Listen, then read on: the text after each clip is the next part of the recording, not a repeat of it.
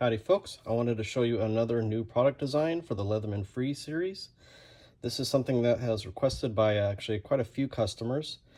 And what it is a scalpel holder that lets you replace either the main blade, the serrated blade, scissors, basically any of the four major implements that are on the Leatherman FREE P4, or as in this case, replace the main blade, scissors on the Leatherman FREE P2. So I've already installed, this is one of the prototypes on the Leatherman FREE P2. And what advantage this gives you is the ability to simply remove your blade. So the scalpel blades are much finer and sharper than the regular stock blades. And then of course, completely replaceable. You can buy whole big packs of these things for not very much money, and in different varieties of sizes and profiles depending on what you need. So some of the people have requested it because they're either hunters and they want to use disposable blades, or the case of the FREE P2, I've had several people request it to make it TSA compliant. Since it'll have no blade, you can install a blade where you get, or you can at least bring the rest of the tool with you. Or also kind of different universities and things that don't allow blades. So I got the final version here installed on my Leatherman FREE P4, and I'm going to show you this part here, which is completely unprocessed, how we're going to process that and and install it on the main blade for the FREE P4 here. So the part is a stainless steel bronze amalgam. It's made by binding stainless steel powder together in a high professional 3D printer. Then it goes through a binding process. You'll want to make sure that when you get your part that it's nice and straight. I did have one issue with one of the prototype parts where it got this kind of divot where it got kind of mishandled, so I had to replace that. And then I prototyped this part twice to make sure the profile is ready to go for you guys. When it comes, you will see that there's going to be, let's see how close can I get this focus. There's going to be some aggregate stuck in here. This is a polishing compound, and it's simply easy to remove. You can either take the back edge of a blade like this and just scrape it out.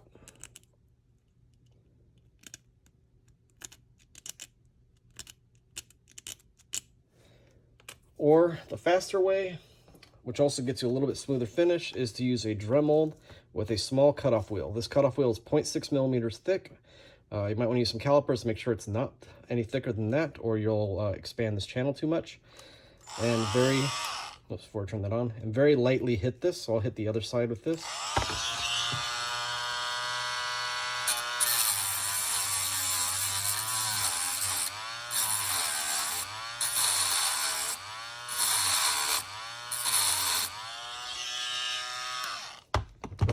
And then you can see that that's cleaned out the channel very well. So we'll do it again on the other side. You don't need the thing on very high speed. You're not trying to...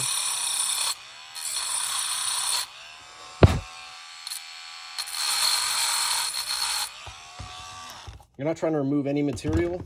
You're just trying to clean out that leftover polishing compound.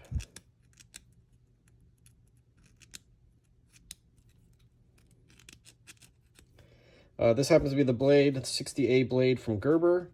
So these 60A blades are available from Gerber, Weeby knives, and then, oh shoot, forget the other name of the brand. I'll put it in text on the screen. Note it needs to be a 60A from this brand. The 60XT, which stands for extra thick, will not fit because they're 0.6 millimeters thick, where the standard is 0.5 millimeters thick. If you wanted to, you could grind this wider if you wanted those extra thick blades. So to install a blade, you want to make sure and grab yourself a pair of pliers so that you don't accidentally cut yourself. I haven't done that yet. And then to install a blade, simply slide this in and push that on. And then it clicks in back here. Some of the blades will be a little bit looser than others. Kind of depends. So I've had to provide enough profile that basically it'll fit all the different blades out there. I have found that these 68 blades are a little bit tighter, so if you want a little bit tighter fit, you can go for those. And then to remove a blade, you grab the back edge and you kind of bend it like this, and it slides off. All right, now as far as installing it into the tool, what you'll need to do is remove this screw, whichever blade you're deciding to replace, and there's also going to be a little washer in there, so we'll go through that process. I'll go ahead and zoom in here. So the hinge of the Free series is made with a shoulder screw and then a regular screw. Your shoulder screw might be on a different side than mine. I've had mine apart so many times, I don't remember which side it was on by default. So we're going to remove this screw here, set that down, and carefully push the shoulder screw back. You can remove it all the way, but if you remove it all the way, you're going to have a fun time trying to get it back in. So now all we need to do is take the main blade out. Now that washer is right here. Sometimes it'll be nice like it did right now and stay there and you can get it out. And sometimes, or most of the time, it'll go and hit the magnet that's right inside there and you'll have to kind of fish it out. So if you did this well, you have just the shoulder sitting right inside this little spring piece.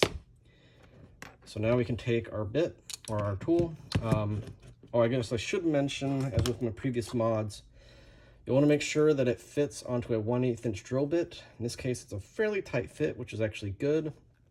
I've worked very hard on making sure that that profile fits. If it doesn't end up fitting on there, you might need to ream this out with a 1/8 inch drill bit, or a 3mm will actually work also. So we're just going to put this in here, push the shoulder in. Now, you'll want to, with your thumb, kind of push this cam back into its little hold there.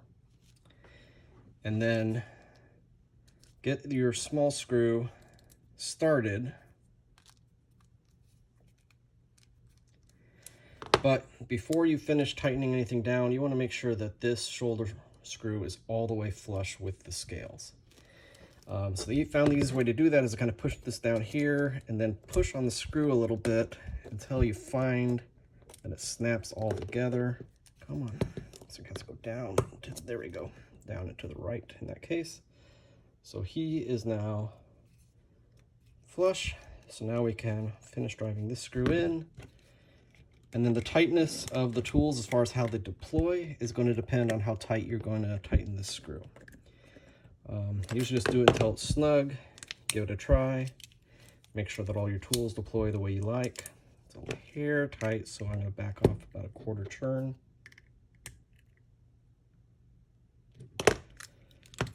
There we go. So these two are both the exact same design, but you'll kind of notice that that one's a little more bronze colored and this one's a little more silver colored. They're both the bronze silver steel. Sometimes, for the most part, they come, so here's a couple different prototypes. They come in the more bronze color. Sometimes they come out a little more silver. This is the closest finish I can get to the tool. If you'd like, you can do the blackened steel, which is what this guy was made out of, my flat bit driver. The blackened steel will wear out and it kind of get a nice patina and age on it, which I actually like. And then this is the T-shank driver, which is also the bronze silver steel. As you can see, it's normally a little bit more bronze. All right, so that's installed. As you can see, the function works really well. We have a built-in thumb tab with a little kind of recess for your finger so you don't hit the blade. So in that case, we'll install another blade. I'll do a different brand here. So grab him, flip him over, grab him with a pair of pliers, and then sometimes you gotta wiggle these to line them up here. There we go. So you can see this guy is a tighter fit than the other one.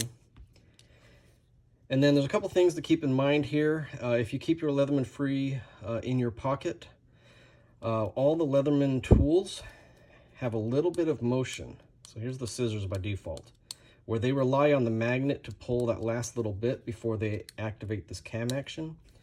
Well, when you put in, so if you notice the regular blades all have this curve like here.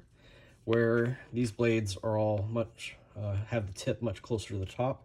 So please be aware that if you keep this in your pocket, that little bit of movement might pop that blade out on you. Of course, I'm going to recommend using my holster, which will of course prevent that. But please be aware of that. The other thing is if you use blades that are shorter, like this guy here or this guy here, be aware that there's a feature right here, this little notch, that when the pliers are deployed, prevent your blades from popping out. So you want to make sure that when you have shorter pieces, you're aware, or shorter blades, that you're aware that that feature is not going to work for you. But for the folks who need this, it's available for you now. Almost got myself there. Again, either side. Let me zoom out. Oh, you can't deploy both at the same time very easily. Got to kind of pop that out. If for some reason you need double action, unless you're maybe a Klingon, it's available there for you. So again, this is available on my store on shapeways.com. Search for ZapWizard. I'll have links in the description below, of course. You can also check out all my different other mods. The very popular flat bit changer mod that Leatherman should have put in here in the first place. My T-shank blade adapter, which allows you to use the Leatherman Surge and Wave file. So I got my diamond file back into my Leatherman Free series. And then, of course, now the scalpel blade. And I'm actually going to probably put the main blade back in my tool, and I'm actually going to keep the serrated blade replaced with a scalpel. So now I kind of use the scalpel for things that a little more disposable, such as opening boxes and things. And then I can keep the main blade for any other kind of purpose. All right. So thanks for checking that out, folks.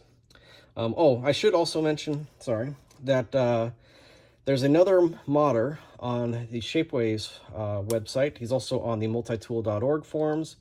It goes by the name of Metro Q. And he actually came up with a scalpel holder for the Leatherman Charge. So I'll provide a link to his. He provided me the initial profile. I ended up kind of redoing it because of the different blades that I found. But I definitely want to give him credit for the original idea of making the Leatherman mod. All right. Thank you, folks.